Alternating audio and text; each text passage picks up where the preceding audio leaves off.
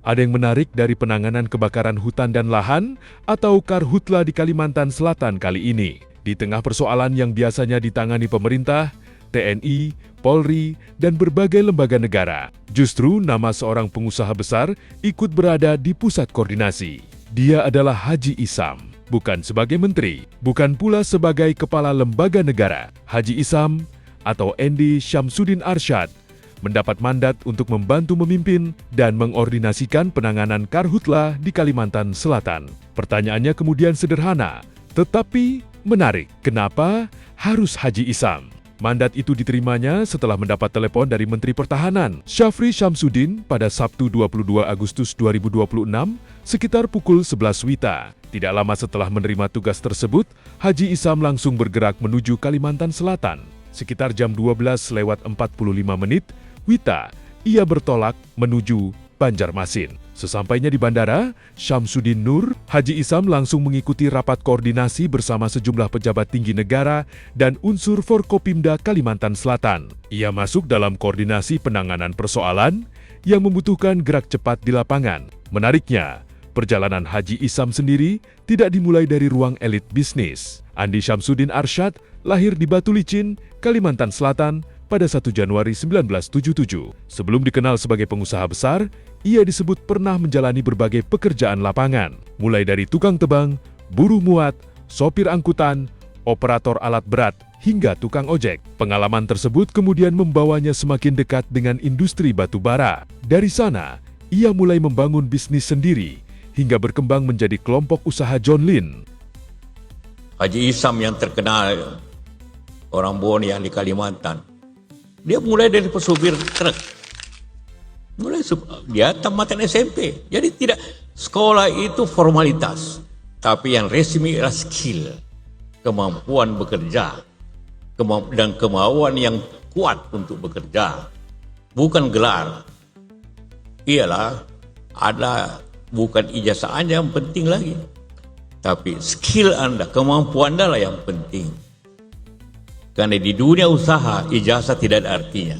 Yang ada artinya adalah kemampuan, semangat, dan kemauan yang keras.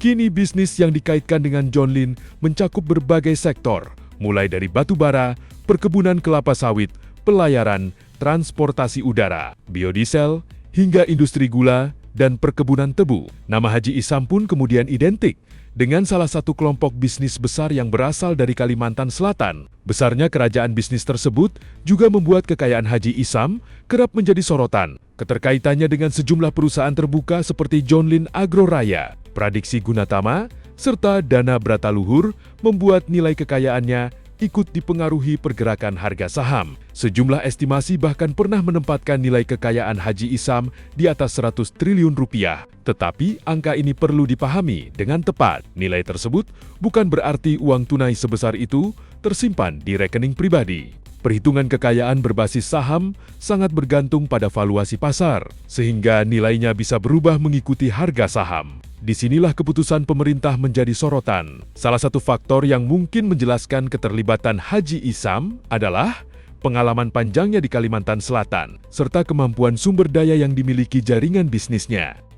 Karhutla bukan hanya persoalan memadamkan api, ada persoalan akses menuju lokasi, mobilisasi armada, ketersediaan air, peralatan, tenaga lapangan, hingga kondisi lahan gambut, yang membuat penanganan menjadi jauh lebih rumit. Dalam kondisi tertentu, dukungan sumber daya dan kemampuan mobilisasi bisa menjadi sangat penting. Tetapi ada satu hal yang harus dibedakan. Haji Isam tidak otomatis menggantikan kewenangan pemerintah atau lembaga negara hanya karena mendapat mandat untuk membantu koordinasi. TNI, Polri, pemerintah daerah, BPBD, pemadam kebakaran, dan unsur terkait tetap memiliki tugas serta kewenangan masing-masing. Karena itu, pertanyaan publik mengenai posisi Haji Isam juga sah untuk disampaikan. Apakah ia hadir sebagai pejabat, utusan, atau figur yang diberi mandat khusus untuk membantu operasi? Kejelasan mengenai status, batas kewenangan, dan pertanggungjawaban tentu penting, agar keterlibatan pihak swasta dalam persoalan publik tetap transparan.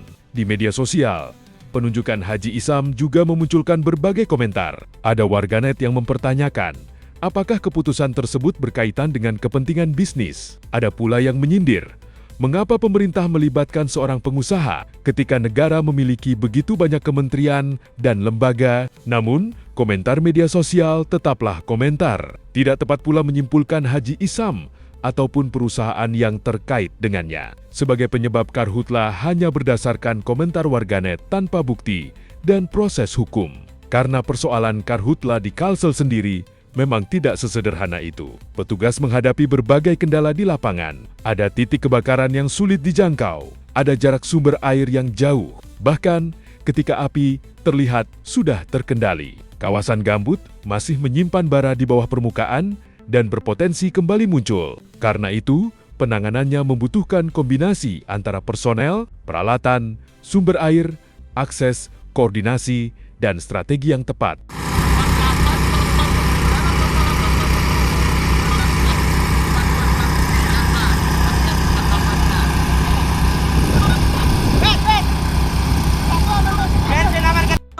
Bantuan secepatnya, api membesar.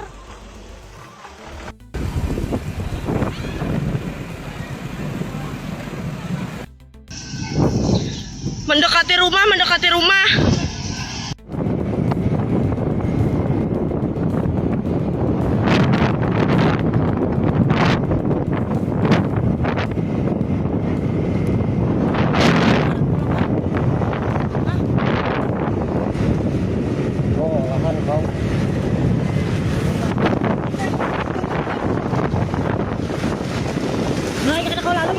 Pada akhirnya, inilah alasan mengapa keterlibatan Haji Isam menjadi perhatian. Selama ini, ia lebih dikenal sebagai pengusaha besar yang relatif jarang tampil dalam agenda publik. Kini, ia terlihat duduk bersama jajaran petinggi TNI, Polri, dan pemerintah daerah untuk membahas persoalan yang langsung berkaitan dengan masyarakat. Dari sosok yang selama ini lebih banyak dikenal lewat gurita bisnis, Haji Isam kini tampil dalam peran yang berbeda, membantu menangani persoalan karhutla di daerah asalnya. Dan pertanyaan publik mungkin belum akan berhenti di sini. Kenapa harus Haji Isam? Apa tepatnya mandat yang diberikan kepadanya? Seberapa besar kewenangannya? Dan yang paling penting, apakah keterlibatannya benar-benar mampu mempercepat penanganan karhutla? Pada akhirnya, nama besar bukanlah ukuran keberhasilan. Hasil di lapanganlah yang akan menjawab semuanya.